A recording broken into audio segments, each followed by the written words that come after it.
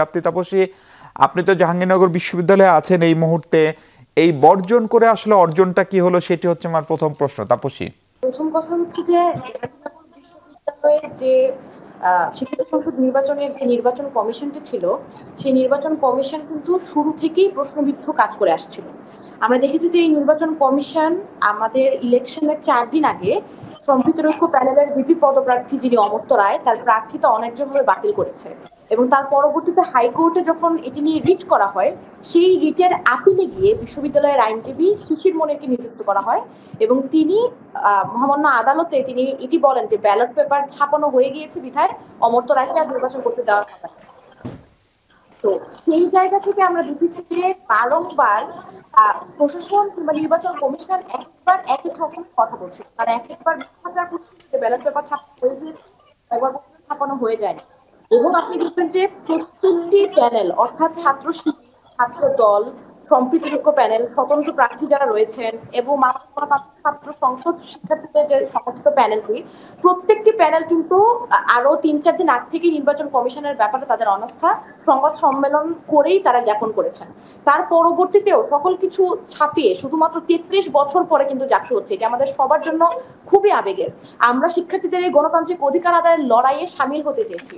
সেই জায়গা থেকে আজকে যখন শিক্ষার্থীরা এই নির্বাচনে অংশগ্রহণ করে, তখন আমরা দেখি যে গত পরশুদিন শিক্ষার্থীদের ডোপ টেস্ট করা হয়েছিল। সেই ডোপ টেস্টে কিন্তু সকল প্রার্থীরা অংশগ্রহণ করেননি, এবং সেই ডোপ টেস্টের ফলাফল এখনো পর্যন্ত দেওয়া হয়নি। অথচ প্রশাসন বলেছিল, নির্বাচন কমিশন বলেছিল এই ডোপ টেস্টটি হচ্ছে বাধ্যতামূলক সকলের জন্য, অর্থাৎ এটি আরেকটি মিথ্যাচার ছিল।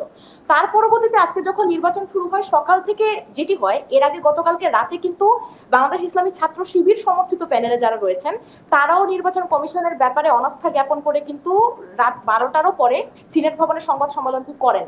অর্থাৎ সকল পক্ষ থেকে নির্বাচন কমিশনের প্রশ্নবিদ্ধতা নিয়ে কিন্তু কথা অনেক আগে থেকেই হচ্ছিল। তার পরবর্তীতেও আমাদের বিশ্ববিদ্যালয় প্রশাসন, বিশ্ববিদ্যালয়ের ভিসি কোনো ধরনের কর্ণপাত করেনি। সংবাদ সম্মেলন করে বিশ্ববিদ্যালয়ের আচার্যের কাছে পর্যন্ত আর্জি জানানো হয়েছে, তারপরেও কোনো ধরনের কর্ণপাত পুরো বাংলাদেশের আমি বলবো সরকার ব্যবস্থা করেনি।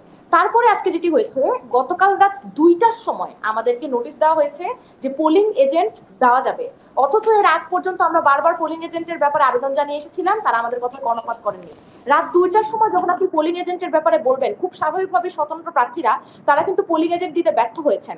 অনেক শিক্ষার্থীরাই পোলিং এজেন্ট দিতে ব্যর্থ হয়েছেন, প্রার্থীরা যারা রয়েছেন। আজকে সকালে ইলেকশন শুরু হয়ে যাওয়া, নির্বাচন শুরু হয়ে যাওয়ার 2 ঘন্টা পর্যন্ত অনেক প্রার্থীর পোলিং এজেন্টের কেন্দ্রে ঢুকতে দেওয়া হয়নি। অনেক আমাদের অনেক যারা রিটার্নিং অফিসার রয়েছেন, পোলিং অফিসার রয়েছেন, আমাদের শিক্ষকরা, তারা আমাদের বলেছেন যে তোমাদের কোনো কাজ করা লাগবে না। পোলিং এজেন্টদের বলেছেন যে তোমরা চুপ করে বসে থাকো, তোমাদের এখানে আসা লাগবে না, তোমরা আমাদের উপর ভরসা রাখো। তারপরে যখন আমরা সংবাদ মাধ্যমের দ্বারস্থ হয়েছি, তখন তারা তখন তারা আবার বলছেন যে না, এটি শিক্ষার্থী শিক্ষক একটু সম্পর্কের জন্য এটি করেছেন। জি। অর্থাৎ শুরু থেকে আমরা এটি দেখেছি যে এই যে পোলিং এজেন্টের ঢুকতে না দেওয়া, তাদেরকে বিভিন্ন ধরনের হয়রানি করা। আমরা দেখেছি যে অনার্সের যে ভোটার তালিকা, সেই ভোটার তালিকায় কিন্তু কোনো ছবি ছিল না। অর্থাৎ আইডি কার্ড নিয়ে এসে আপনি যদি একজনের ভোট আরেকজন হয়ে দিয়েও দেয়, সেটার কিন্তু কোনো প্রমাণাদি নেই কিংবা সেটি যাচাই বাছাই করার কোনো সুযোগ নেই। আরেকটি বিষয় হচ্ছে আঙুলে কোনো কালি দেওয়া হচ্ছিল না, এক এক হলে দেওয়া হচ্ছিল, এক এক হলে দেওয়া হচ্ছিল না। হলের যারা কেন্দ্রের যারা দায়িত্বে ছিলেন, শিক্ষকরা, আমাদের রিটার্নিং অফিসাররা, পোলিং অফিসাররা, তারা নিজেরা কনফিউজ ছিলেন, কেননা তাদেরকে কোনো ধরনের ব্রিফিং করা হয়নি। একদিন আগে তাড়াহুড়া করে নির্বাচনটি মানে টপিকটা আয়োজন দেন করার না। জন্য একদিন আগে তাড়াহুড়া করে ব্রিফিংটি করা হয়েছে।